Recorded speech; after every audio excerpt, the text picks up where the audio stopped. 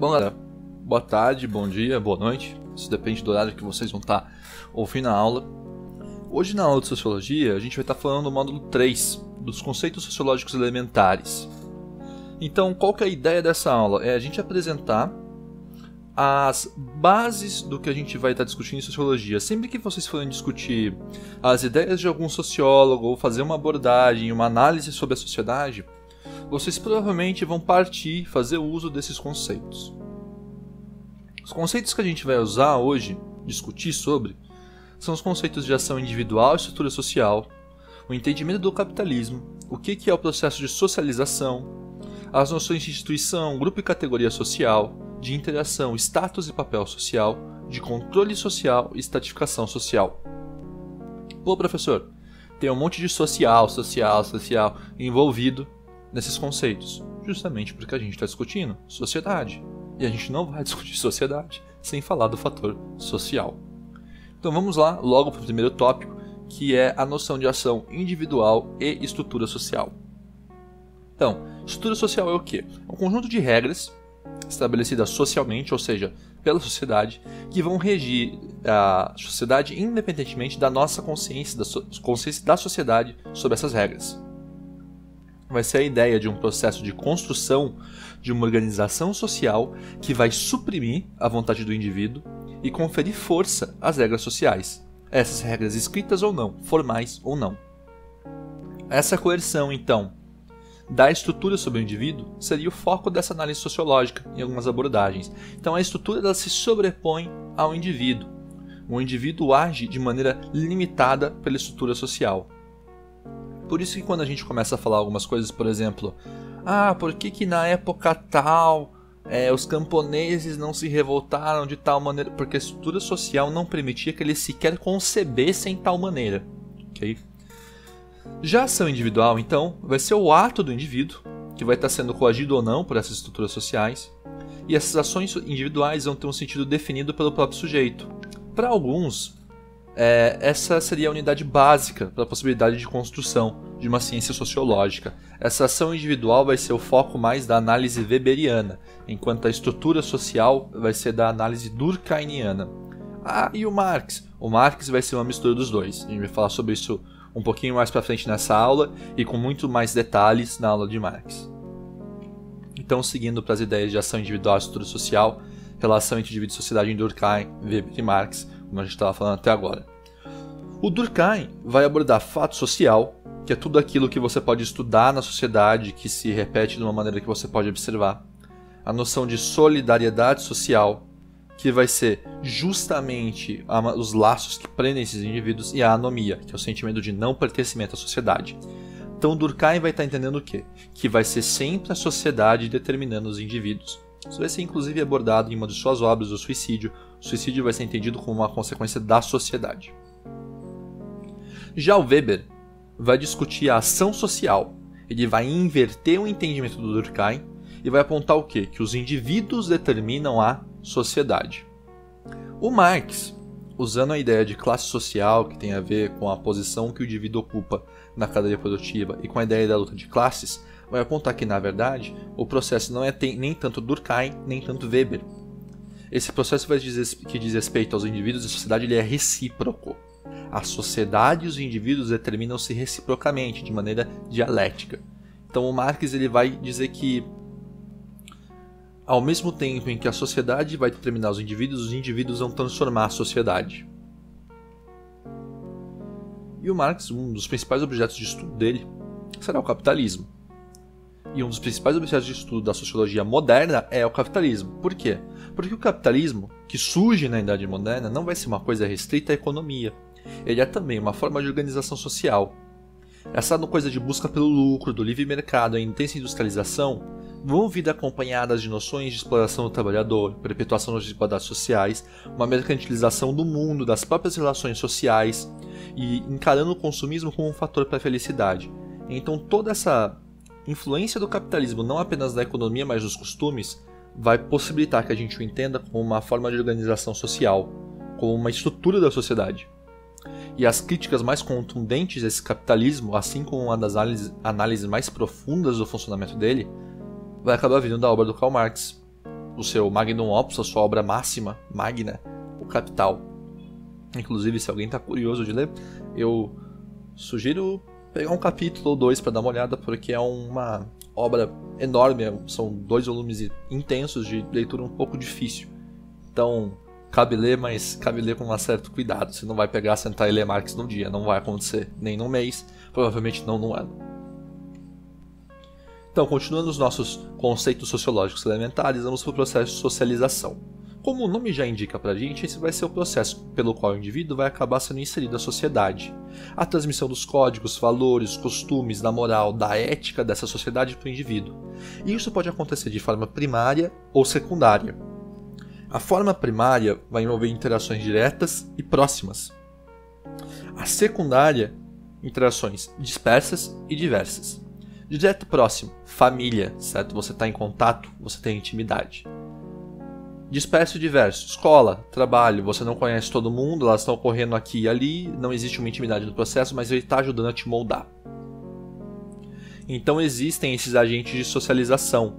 Afinal de contas, se a socialização está acontecendo por um processo, alguém tem que encabeçar este processo. E esses agentes de socialização são essas figuras cuja influência vão passar a nós os valores. Pais, amigos, professores, familiares e cada vez mais, nos tempos atuais, comunicação em massa, personalidades virtuais, youtubers, podcasters, canal do Felipe Neto, certo? Esse tipo de coisa. Partindo então para as noções de instituição, grupo e categoria social. Instituição social é o conjunto de padrões culturais normalizados e reproduzidos. A validade dessas instituições vai ser reforçada durante o processo de socialização. Essas instituições são reconhecidas formal ou informalmente. Exemplos de instituição: casamento. O casamento é uma instituição social. A estrutura familiar é uma instituição social. O modo como se organiza a vida escolar é uma instituição social, certo? Grupos sociais, por outro lado, são unidades menores, são grupos de indivíduos que compartilham interesses, práticas, valores, podendo ser primários, intermediários ou secundários. Repara que aqui vai ter uma semelhança muito grande com o processo de socialização. Tanto que esses grupos primários, intermediários ou secundários vão ser definidos a partir do tipo de contato entre direto e indireto e intimidade que se tem com esses grupos. A diferença é que aqui vai haver um grupo intermediário, que vai ter tanto contato direto quanto indireto, quanto relações de intimidade variada. E daí a escola estaria inserida nesse grupo intermediário, porque você tem contato direto com alguns colegas, indireto com outros, acesso a alguns professores, menos acesso a outros, mais intimidade com algumas pessoas, menos intimidade com outras. Já a categoria social vai definir um conjunto de indivíduos que, embora com experiências semelhantes, não vai estabelecer muitas vezes uma relação direta. Por exemplo, a categoria social dos metalúrgicos, a categoria social dos professores, a categoria social dos pequenos proprietários de terra, a categoria social dos sem teto, a categoria, todas essas categorias sociais, elas vão ter experiências semelhantes, certo? Mas elas não vão estabelecer essas relações diretas. Você pode ter diversos metalúrgicos de experiência semelhante, mas que nunca se conheceram, nunca tiveram esse contato. Já as noções de interação, status e papel social. Interação social é qualquer tipo de interação entre indivíduos que se influenciam. Pode ser cooperação, pode ser competição, pode ser conflito. É uma das principais maneiras de interação na sociedade. Já status social vai envolver um pouco já a ideia de hierarquia, porque o status ele diz respeito ao poder, prestígio, direitos, deveres de um determinado indivíduo, ou da categoria dentro de uma determinada estrutura social. Então, os metalúrgicos têm um determinado status social, certo? Os professores têm um determinado status social, os professores universitários têm outro status social. Então, status social vai envolver uma noção de hierarquia, de prestígio. Novamente, status social não precisa ser reconhecido formalmente. Por exemplo, em discussões públicas ou em discussões que mobilizam as pessoas, normalmente se dá mais peso à opinião de médicos, advogados, engenheiros. Mesmo essas pessoas muitas vezes não tendo um domínio técnico do assunto. Por quê? Porque existe um status social maior, um prestígio social maior em relação a esses profissionais. Por último, papel social. Papel social é o comportamento que é esperado de um indivíduo de uma determinada posição social em uma determinada estrutura social. Papel social pode ter a ver com etnia, religiosidade, gênero, classe. Por exemplo, uma coisa que a gente sempre discute, o papel social da mulher no Brasil, o papel social do negro, certo? Esses papéis sociais são definidos por diversos fatores. Só que a gente está falando dessa organização social, e para a sociedade civil organizada de maneira coesa, a gente precisa de um controle sobre isso. E daí vão ter duas abordagens que vão entender esse mecanismo de controle. A abordagem funcionalista, que vai dizer que a sociedade funciona como um organismo harmônico, e esse controle então é uma necessidade dessa sociedade, mas que vai trabalhar para que ela se mantenha harmônica. E a gente vai ter a abordagem do conflito, que vai entender esse controle social como uma coisa coercitiva, que vai forçar a visão de um grupo enquanto padrão social. Ou seja, ela vai suprimir as diversas contradições e conflitos sociais em prol do poder, do controle de um determinado grupo. Obviamente, isso vai acontecer por meio de mecanismos e agentes desse controle. E esses mecanismos e agentes são fixar esses padrões e limitar as ações dos indivíduos. Mais uma vez, não tem necessidade de reconhecimento formal para essa legitimidade.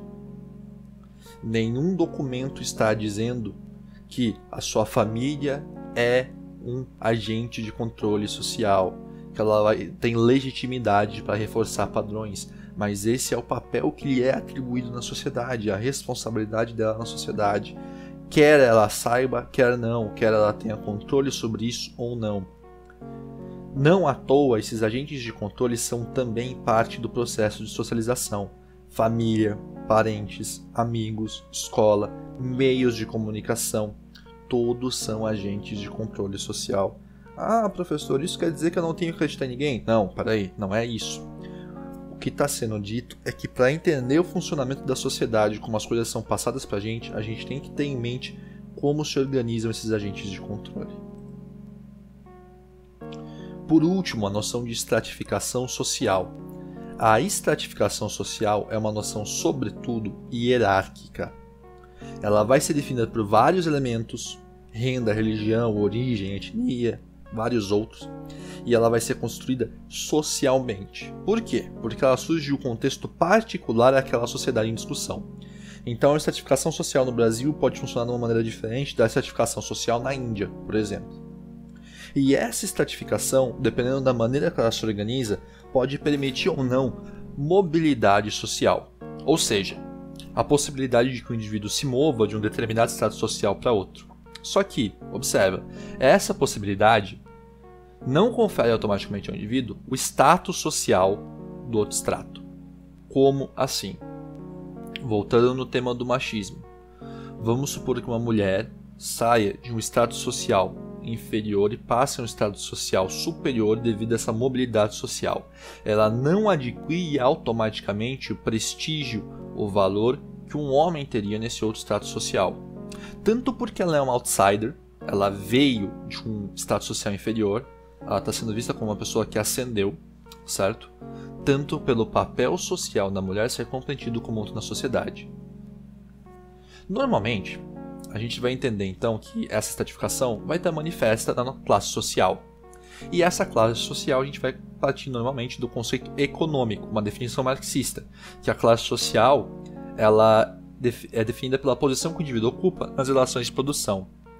Lembra, proletariado e burguesia, detentor dos meios de produção e aquele que tem que fazer uso dos meios de produção que são posse da burguesia. Essa é a definição marxista. A definição weberiana vai jogar a classe social como uma coisa mais dinâmica, baseada num conjunto de classe, que seria aí sim riqueza e capital, status, que é o prestígio, e a capacidade de influenciar o coletivo, a capacidade política do indivíduo. Então, passamos por todos esses conceitos, o que é que eu faço com eles? Anota, monta o seu próprio guia de estudo de sociologia, anota lá, ação individual, tal coisa, estrutura social, tal coisa, exemplo, isso e isso, capitalismo, processo de socialização, instituições, grupos e categorias sociais, todos esses conceitos. Tenta resumi-los da maneira mais breve possível para você usar e ter esses conceitos em mãos, pelo menos no começo dos estudos de sociologia. Por quê? Porque a gente vai estar voltando a estes conceitos sem necessariamente dar nome aos bois. Quando a gente estiver falando de sociólogos, quando a gente estiver falando das ideias do Durkheim, das ideias do Marx, das ideias do Weber, quando a gente vai falar de Bauman, de Comte, tudo isso vai estar presente, talvez com outros nomes, talvez sem um nome específico, mas essas ideias estarão ali. Por quê? Porque esses são conceitos sociológicos elementares. A sociologia vai trabalhar com eles independentemente de eles serem nomeados ou não. Então guarda esses conceitos, trabalha bem eles, e daí quando a gente entrar na próxima aula, que a gente vai falar de Comte, vocês vão perceber que essas coisas estão lá. E daí quando a gente finalmente chegar em Durkheim, Weber e Marx nas aulas específicas desses sociólogos, vocês vão estar com isso na ponta da língua e vão perceber que o uso disso é imprescindível para a sociologia, mesmo você não dando nome aos bois. Bom, obrigado e até uma próxima aula.